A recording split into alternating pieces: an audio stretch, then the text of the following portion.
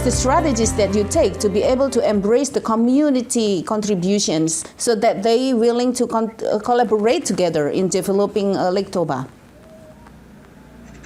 Well, I'm just trying small things, like mostly hands-on actions, because that's always good rather than talking in theory. I also involve the local people, especially the school kids, for whatever cleanup actions, and lately also improving like the sides of the roads, that they get more beautiful because they used to be pretty overgrown. And now we do actually have a rubbish service, like somebody that cleans up the plastic rubbish. That's very good.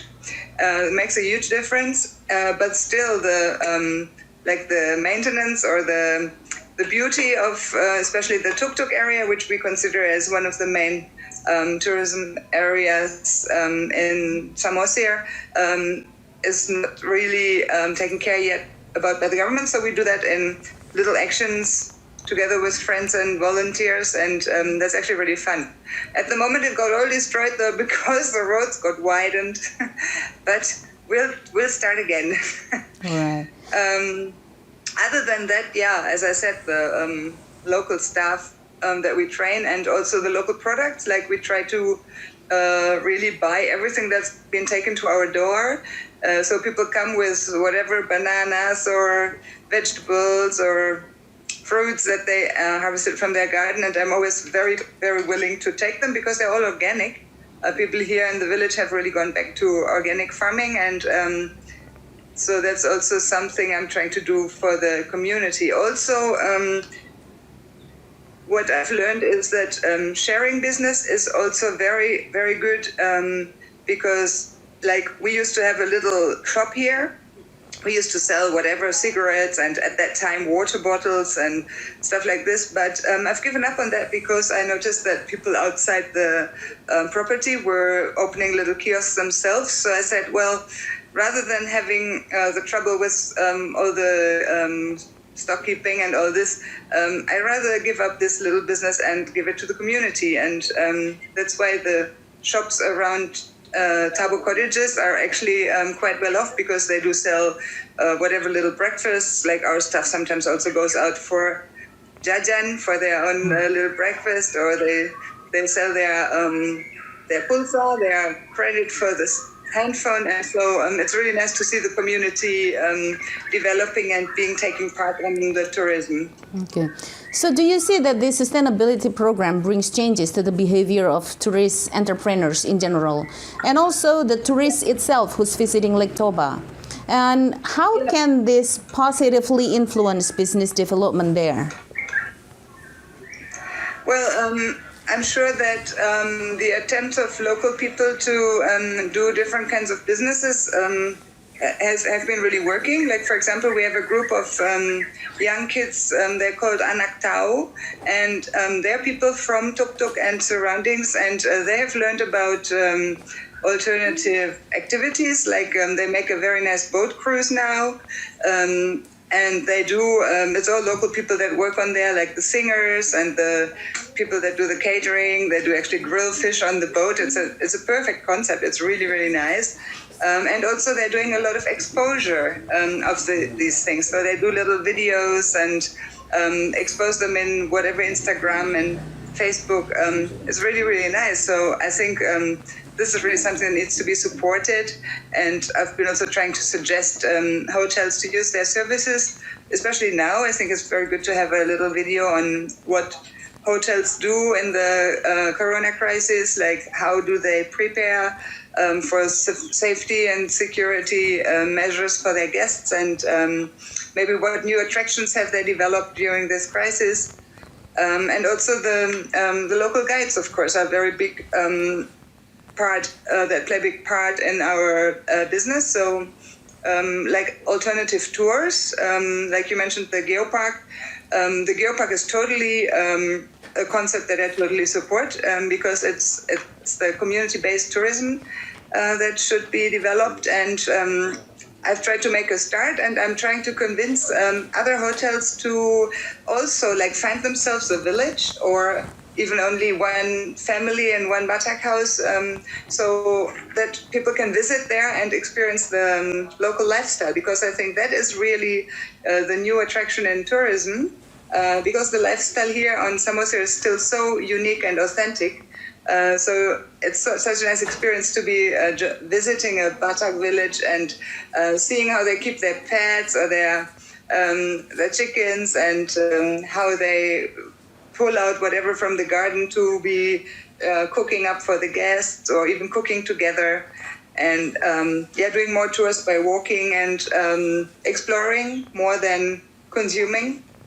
And so we do have a really nice group of guides that we work with, and I really hope that more hotels will get to that idea that they show the attraction of the simple village life rather than tourism objects.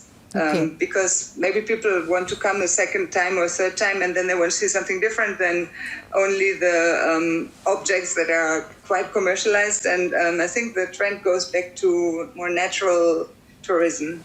Okay.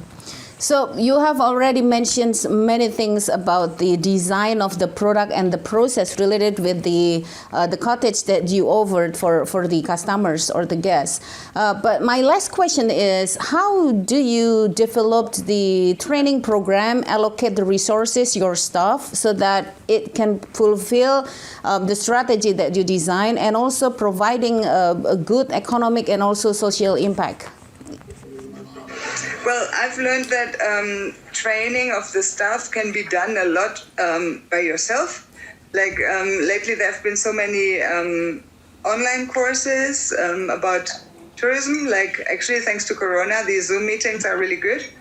And that's what I'm trying to develop them that way. Yeah, well, it's very much up to the hotel owner, I think, to train their staff and make them learn their concept, if they have one. Like, actually, I'm thinking of making a little book, because both of my sons are working in 5-star hotels now, one in Germany and one in Bali. And every time they start working at a new hotel, they actually get a little book which explains the concept, the history, and the policy of the whole hotel. And I think nowadays there's a lot to learn and a lot to know. And you might ask 10 of our staff what is sustainability before they started working here, and they might not know what it actually is. So there we can give little guidelines and introduce the concept and make them aware. I think that's a very good way. And of course, then we're really hoping for courses again from the Ministry of Tourism and from the local government, because they have been very, very efficient. And actually nowadays, I think the Zoom meetings can also be held. It's also a very good alternative, also time saving and cost saving. But still, I think the Studibanding is also something that needs to be pushed. So I think once I've taken my staff to other hotels to stay, or taking them out into nature, that's what we do for staff trips.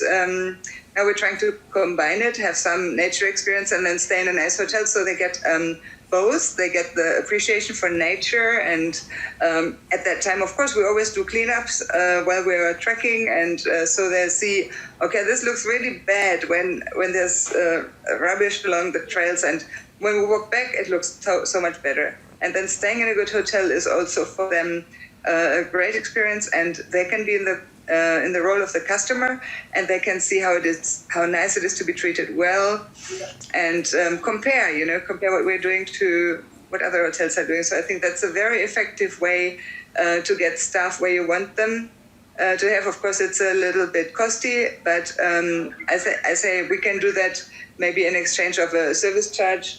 Like in a low month when the service charge anyway is not really great, I say, okay, let's add a little bit, and then we go and stay somewhere nice, because the experience is always something that's much better than theory.